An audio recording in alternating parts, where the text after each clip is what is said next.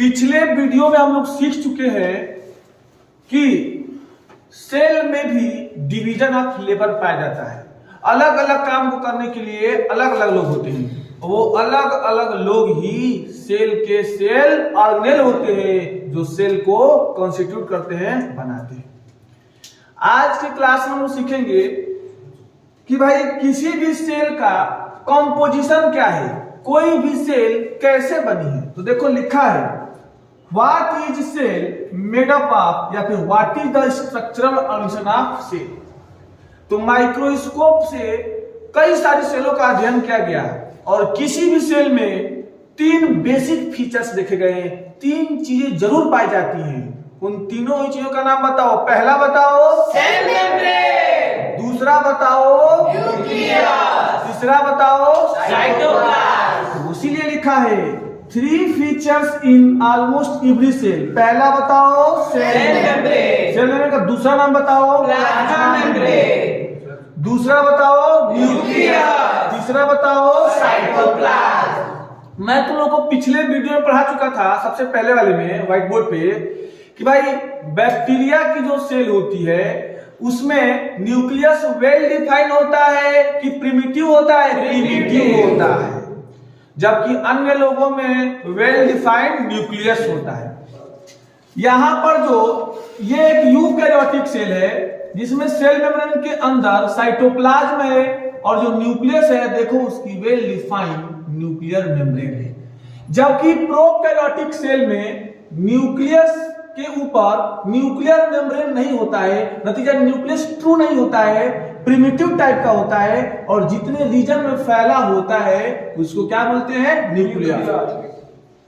तो ये prokaryotic cell है और ये क्या है? Eukaryotic cell. देखो इसमें भी सेल मेम्ब्रेन है कि नहीं है? है। यहां पर भी सेल मेम्ब्रेन है कि नहीं है? है। यहां पर भी साइटोप्लाज्म है कि नहीं है? है। यहां पर भी साइटोप्लाज्म है कि नहीं है? है। यहां पर न्यूक्लियस है कि नहीं है? है। यहां पर न्यूक्लियस तो है लेकिन प्रिमिटिव की वेल डिफाइंड न्यूक्लियस, प्रिमिटिव क्या बोलते हैं? Nucleoid.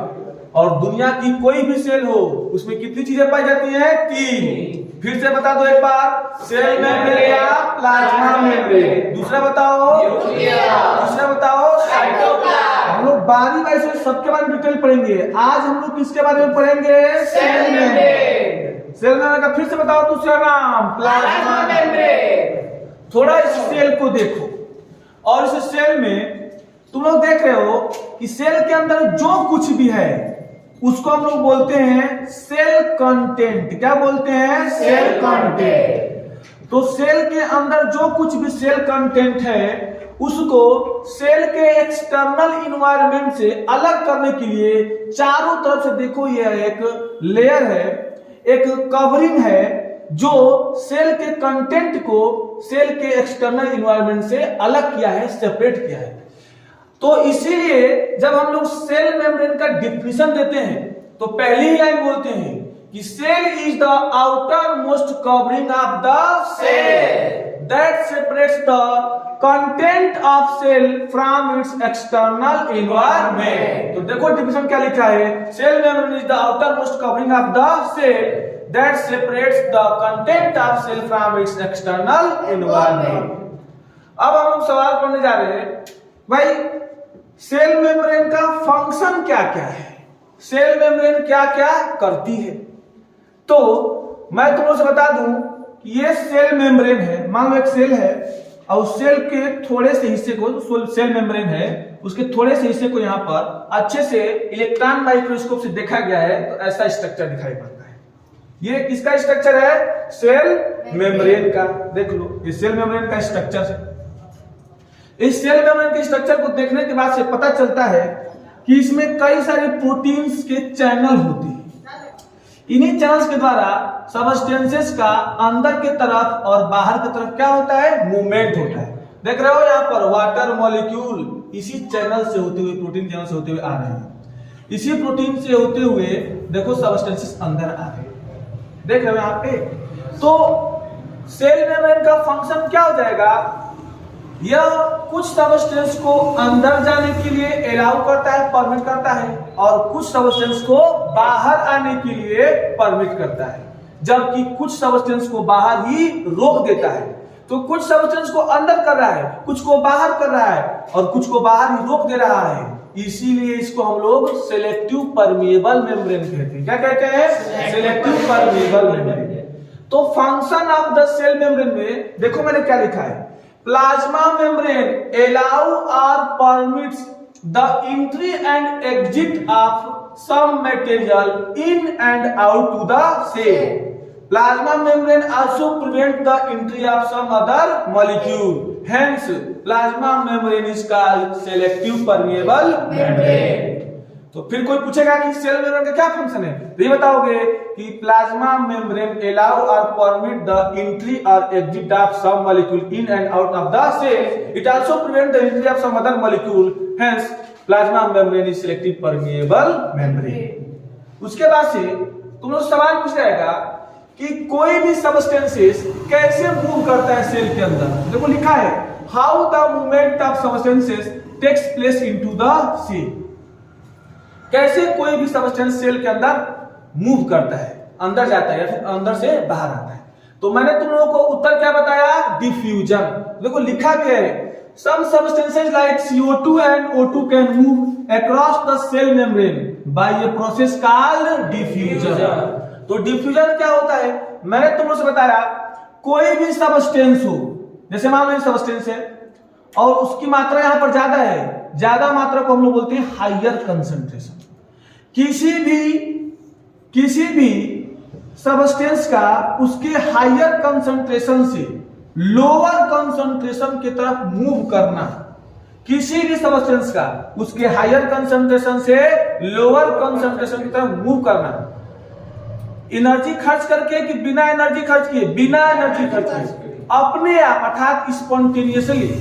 Spontaneous movement of substances from higher concentration to lower concentration is called diffusion. तो डिफ्यूजन की देखो परिभाषा क्या लिखा हूं मैं, spontaneous movement of substance from region of higher concentration to region of lower concentration is called diffusion. तो तुम लोग यहाँ पर देख भी रहे हो कि ये जो सबस्टेंस है इसके अगल बगल इसकी मात्रा कम है और यहाँ पर इसकी मात्रा ज्यादा है। यहाँ पर हायर कंसंट्रेशन है, हायर कंसंट्रेशन से इसके लोअर कंसंट्रेशन तक अगर लगातार अपने आप इसका मूवमेंट हो रहा है, ये पूरे बोर्ड पर क्या हो गया? डिफ्यूजन हो गया। पहले सबस्टेंस यहाँ पर हायर कंसंट्रेशन था और पूरे लोअर कंसंट्रेशन फैल गया। कौन सा प्रोसेस हो रहा है? डिफ्यूजन। अपने आप हो रहा है कि एनर्जी खर्च करनी पड़ रही है? अपने आप। स्पॉन्टेनियसली कि नॉन स्पॉन्टेनियसली? स्पॉन्टेनियसली। तो डिफ्यूजन की परिभाषा क्या निकली? Spontaneous movement of substance from region of इस higher concentration to lower concentration is called diffusion. Is called diffusion. तो ये डिफ्यूजन हो गया। फिर तुम लोगों को मैं बता दूं कि सेल मेम्ब्रेन है, जैसे मान लो हम लोग का हाथ है, तुम लोग देखो ऊपर से ब्लड वेसल्स झलकती हैं, दिखाई पड़ती हैं। तो ब्लड वेसल्स क्या करती हैं? हमारे एलिमेंट्री कैनाल से फूड को सिंपल फॉर्म में एब्जॉर्ब करके वहां पर ले आती हैं जहां पर सेल को जरूरत होती है। तो पूरे बॉडी में सेल होती है, पूरे बॉडी में सेल के बीच में जो फ्लूइड भरा रहता है उसको हम लोग क्या बोलते हैं? Extra cellular fluid. क्या बोलते हैं? Extra cellular fluid. तो फूड को एब्जॉर्ब करके ले आती हैं ब्लड वेसल और एक्स्ट्रा सेलुलर फ्लूइड्स में छोड़ देती हैं। मान लो ग्लूकोज लेके आ रही है, ग्लूकोज के साथ साथ हम लोग के लंग से ऑक्सीजन लेके आ रही हैं और उस ऑक्सीजन को, उस ग्लूकोज को क्या करती हैं? या एक्स्ट्रा सेलुलर फ्लूइड में छोड़ देती है। कहां पर छोड़ देती हैं? Extra cellular fluid. मान लो ये सेल के बाहर, मान लो कि सेल का सेल मेम्ब्रेन है, उसके बाहर ये एक्स्ट्रा सेलुलर फ्लूइड है, उसके बाहर देखो तुम लोग खूब ऑक्सीजन लगा दिखाई पड़ रहा है। कहां से आया है? लंग्स के यहां से ब्लड वेसल एब्जॉर्ब करके ले आई है। फिर यहां पर बाहर एक्स्ट्रा सेलुलर फ्लूइड में ऑक्सीजन की कंसंट्रेशन बहुत ज्यादा होती है और अंदर कंसंट्रेशन ऑक्सीजन की कम होती है। हमेशा सबस्टेंस का मूवमेंट कहां से कहां तक होता है? हायर कंसंट्रेशन से लोअर कंसंट्रेशन, हायर कंसंट्रेशन से लोअर कंसंट्रेशन में देखो ऑक्सीजन का मूवमेंट हो रहा है। कौन सा प्रोसेस? डिफ्यूजन। अब अंदर इस ऑक्सीजन का इस्तेमाल करके ये जो ग्लूकोज है, ग्लूकोज भी आता है अंदर। ग्लूकोज और ऑक्सीजन आपस में रिएक्शन करते हैं तो तीन चीजें बनती हैं, कार्बन डाइऑक्साइड, वाटर और एनर्जी। तो अंदर लगातार क्या बन रहा है? Carbon dioxide. अंदर लगातार क्या बन रहा है? Carbon dioxide. तो कार्बन डाइऑक्साइड की वैल्यू अंदर लगातार ज्यादा होती जाती है, तो कंसंट्रेशन कार्बन डाइऑक्साइड की ज्यादा होती है अंदर, सेल के अंदर, साइटोप्लाज्म में। तो यह कार्बन डाइऑक्साइड साइटोप्लाज्म से, सेल के अंदर से बाहर की तरफ अपने आप मूव करने लगता है। यहां पर भी कौन सी प्रोसेस हो रही है? डिफ्यूजन। मतलब कि डिफ्यूजन का गैसियस एक्सचेंज में रोल है कि नहीं है? तो सेल मेम्ब्रेन से होते हुए गैसियस एक्सचेंज होता है, अर्थात डिफ्यूजन होता है। तो मैंने यहां पर लिखा भी है कि diffusion play an important role in gaseous exchange between the cell as well as the cell and its external environment. अब तुम लोग सवाल नहीं पूछे, सर वाटर का क्या होता है? वाटर भी तो बनता है ना लगातार, क्योंकि जब ग्लूकोज और ऑक्सीजन आपस में रिएक्शन करते हैं तो कार्बन डाइऑक्साइड बनता है, साथ साथ क्या बनता है? वाटर। तो कंसंट्रेशन वाटर भी तो बढ़ती जा रही है ना। कभी कभी सेल के अंदर कंसंट्रेशन वाटर ज्यादा हो जाती है, कभी कभी बाहर कंसंट्रेशन ज्यादा होती है। तो वाटर भी डिफ्यूजन के लॉ को ओबे करता है, मतलब ये भी अपने हायर कंसंट्रेशन से लोअर कंसंट्रेशन की तरफ मूव करता है। मतलब water also obey the law of diffusion. जब वाटर का मूवमेंट होने लगता है इसके हायर कंसंट्रेशन से लोअर कंसंट्रेशन की तरफ, तो ये भी एक प्रकार का डिफ्यूजन ही है, लेकिन इसका स्पेशल नाम दे देता है। क्या बोलते हैं? ऑस्मोसिस। क्या बोलते हैं? ऑस्मोसिस। तो देखो यहां पर लिखा हूं, water also obey the law of diffusion. तो मान लो ये कोई सेल मेम्ब्रेन है जिसको हम लोग सिलेक्टिव परमेबल मेम्ब्रेन बोल रहे हैं, और इस सिलेक्टिव परमेबल मेम्ब्रेन के अंदर मान लो हायर कंसंट्रेशन है वाटर का, बाहर क्या है? लोअर कंसंट्रेशन है। और वाटर मॉलिक्यूल का स्पेशली हायर कंसंट्रेशन से लोअर कंसंट्रेशन की तरफ सिलेक्टिव परमेबल मेम्ब्रेन से होते मूवमेंट होता है। तो इसी प्रोसेस को क्या बोलते हैं? ऑस्मोसिस। तो ऑस्मोसिस का डिफिनेशन देखो, movement of water molecule from its higher concentration to its lower concentration through selective permeable membrane is called osmosis। फिर से एक बार मेरे साथ osmosis डिफिनेशन लोगे, the movement of water molecules from its higher concentration to its Lower concentration through selective permeable membrane is called osmosis। क्या osmosis भी एक प्रकार का डिफ्यूजन है? Yes sir। अगर वाटर का मूवमेंट होने लगता है डिफ्यूजन में, वो भी सिलेक्टिव परमेबल मेम्ब्रेन से होते हुए, तब इसी को हम क्या बोलते हैं? ऑस्मोसिस। जब ऑस्मोसिस पढ़ा दिया जाता है उसके बाद एक सवाल है कि what will happen if we put an animal cell और plant cell into a solution of sugar और साल्ट इन वाटर। तो इसको समझने के लिए तीन प्रकार के सॉल्यूशन तुम लोग को जानने होंगे, हाइपरटोनिक सॉल्यूशन, हाइपोटोनिक सॉल्यूशन और आइसोटोनिक सॉल्यूशन, जो हम लोग सीखेंगे अगले क्लास में। तब तक के लिए लव यू ऑल, थैंक्स।